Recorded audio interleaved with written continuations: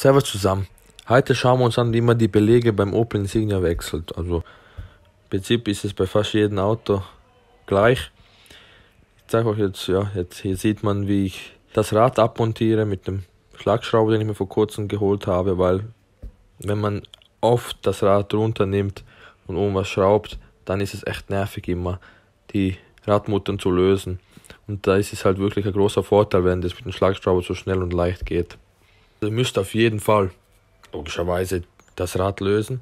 Ihr solltet die Schraube, die den Bremssattel hält, mit WD-40 einsprühen, mit einem Rostlöser einfach einsprühen, kurz einwirken lassen und dann mit einer 13er oder halt Schlüssel die Schraube lösen. Ihr müsst auf jeden Fall kontern. Kontern tut ihr mit einem 17er Mausschlüssel zum Beispiel, könnt ihr kontern und dann öffnet ihr. Ihr könnt einfach nur die obere Schraube lösen. Das reicht, um an die Belege zu kommen. Danach klappt ihr einfach den Sattel nach unten und dann könnt ihr schon die Belege entfernen. Nachdem ihr den Sattel nach unten geklappt habt, müsst ihr die Belege entfernen. Nehmt einfach einen normalen Schraubenzieher und entfernt die Bremsbelege. Gibt nicht viel zum Erzählen, einfach hineinfahren und dann nach oben drücken. Danach entfernt ihr die Halterungen, also die Klammern oder Federn, wie man sie nennt, die die Belege mehr oder weniger festhalten. Die entfernt ihr dann und dann säubert ihr den Bremssattelhalter, den Bremssattel.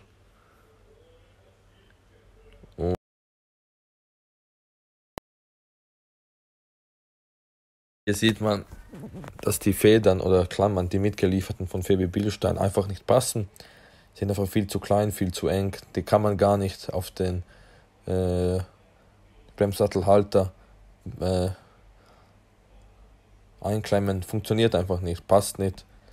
Deswegen im Moment, natürlich hat man keine andere Option, habe ich einfach die normale oder die alten Federn gereinigt oder Klammern, die alten Klammern gereinigt und wieder eingebaut.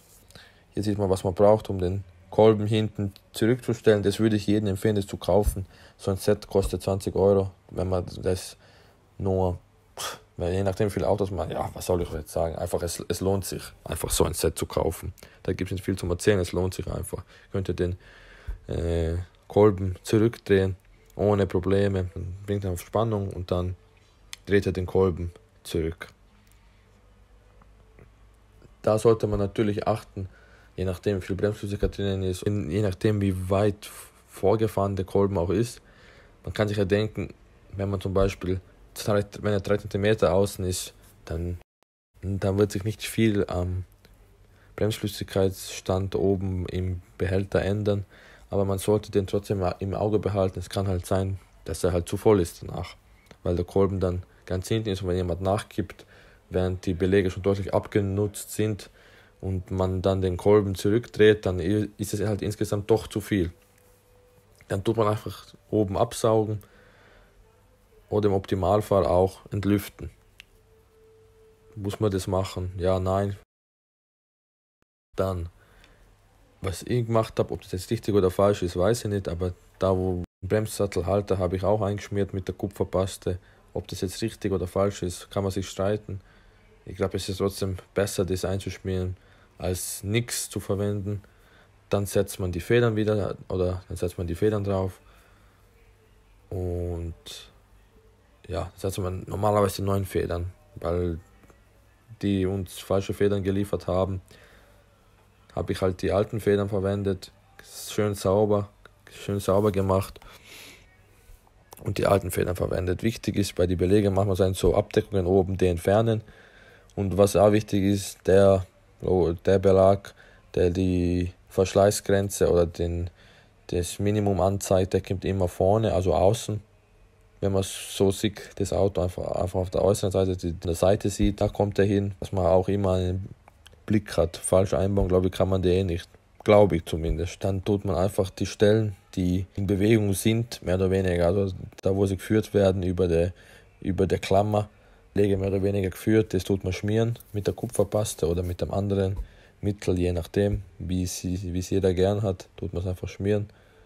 Dann tut man die Beläge einbauen oder mehr oder weniger einfach positionieren und gegen die Scheibe drücken. Natürlich muss die Reihenfolge nicht so gemacht werden, aber wir haben es so gemacht. Die Reihenfolge muss natürlich nicht so sein.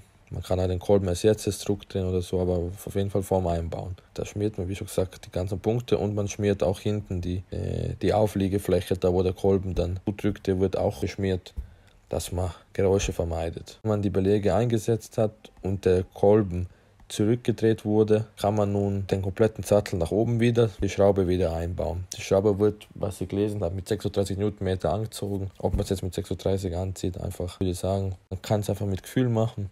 Man muss nicht übertreiben, man weiß ja, wie fest der ungefähr war. So fest kann man es normalerweise wieder anziehen. Ja, aber wichtig für euch, 36 Newtonmeter. Ich habe es halt ohne Drehmomentschlüssel gemacht. Nichts passieren. Ich meine, das ist wirklich richtig fest angezogen. Dann hat man es eigentlich schon geschafft, mehr oder weniger die Belege zu wechseln. Ist gar nicht so schwer. Natürlich sollte man, weil der Kolben ganz hinten ist und gar nicht packt, unbedingt, ich weiß nicht, ob ich es aufgenommen habe, vielleicht auch nicht, unbedingt muss man dann das Bremspedal betätigen, bevor man irgendwo losfährt. Und das ein paar Mal. Und um zu schauen, ob das Pedal hart wird und ob einfach das Bremssystem dicht ist, dann sieht man das gleich 3-4 Mal pumpen, nichts mehr so leicht drücken lässt und ziemlich fest wird, ziemlich hart wird. Dann hat man alles richtig gemacht und dann kann man einfach losfahren, vorsichtig fahren. Die ersten paar Meter, man weiß nicht 100%, ob alles tadellos funktioniert, also vorsichtig fahren, langsam bremsen. Also von Anfang an langsamer fahren, die Abstände einhalten, sogar mehr Abstand. Vielleicht einmal testen, wo keiner ist, ob das ja richtig gut funktioniert, ob es alles funktioniert, wie es sein soll.